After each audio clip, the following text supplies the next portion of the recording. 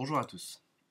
Voici une vidéo de présentation sur les plots de soutènement et vis de soutènement pour de la résidence démontable, de l'habitat léger. Ces vis et ces plots de soutènement sont tout à fait intéressants pour le côté réversible. Donc si on enlève, si on démonte notre résidence principale, et on va pouvoir enlever facilement ces plots et ces vis de soutènement pour remettre le terrain comme il était à l'origine, complètement vierge. Tout d'abord, nous allons commencer donc par les plots de soutènement, autrement appelés des pneus avec du gravier. L'idée c'est quoi? Ça va être de décaisser complètement la terre, la partie végétale qu'il y a sur notre terrain, afin que la première couche de gravier soit bien sur une partie un peu moins meuble. L'idée c'est aussi de mettre à niveau déjà cette première partie pour que le pneu soit bien à plat, bien positionné et que ensuite quand la force qui va s'activer dessus puisse bien aller perpendiculairement au sol. Donc là on voit qu'on met de niveau le pneu, on gratte si besoin et c'est également important là de venir chercher une partie un peu plus dure du sol. Dès qu'on est bon, on va pouvoir poser ce pneu et mettre du gravier. Alors le gravier, il faut prendre du gravier à drain, du 10-40, c'est parfait. Là on voit que c'est du gravier qui doit être entre 10 et 30 mm et c'est vraiment très pratique pour venir le tasser. On n'hésite pas à prendre une masse pour le tasser, il faut bien que le gravier soit bien compact. Et puis petit à petit on en rajoute, on voit que ça va descendre, on en rajoute. On voit également qu'on peut mettre un pneu l'un sur l'autre. On vérifie bien toujours les niveaux pour si besoin venir tasser plus à un endroit qu'à un autre pour le remettre de niveau.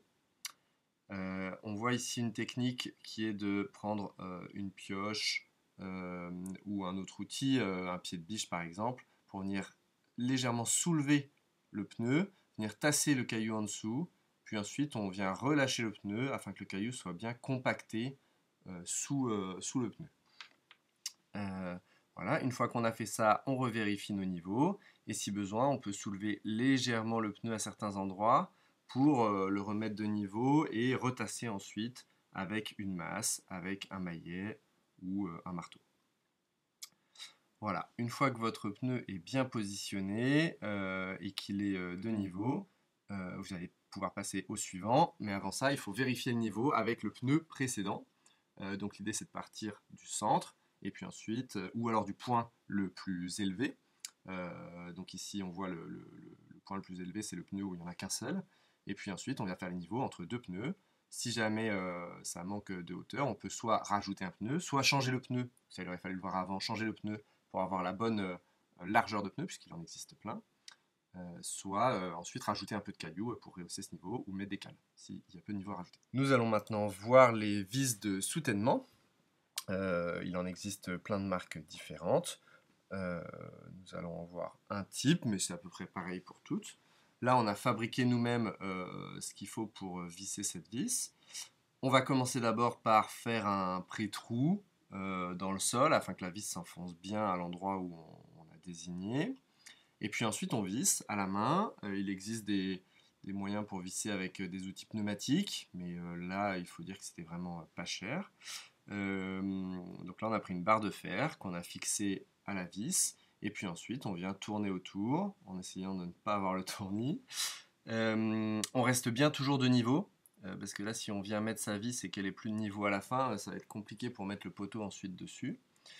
Et on vise jusqu'à temps qu'on soit bien enfoncé dans le sol, soit qu'on arrive à une surface dure et qu'on puisse plus enfoncer, soit on a enfoncé les 80 cm de la vis, et donc il va nous rester la fixation qui se met dessus et qui sort à 20 cm au-dessus du sol.